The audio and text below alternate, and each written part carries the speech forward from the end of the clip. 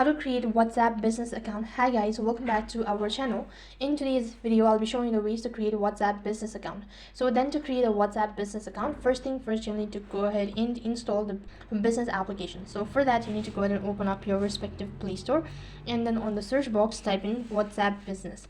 After you find the particular icon, this is the particular app that you will need to install. So click the install button, wait for the application to be installed. After the application is completely installed, click the open button.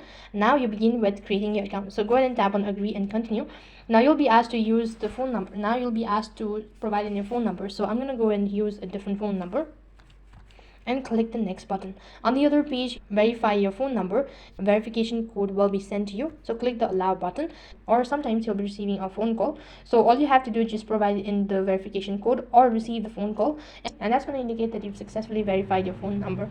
Once you've done that, now you can go ahead and take a photo or add a profile picture, create a name, and all that thing. So click with category. You also need to select the category and click on show more and go ahead and add description, and you can also give your business address or sort of thing.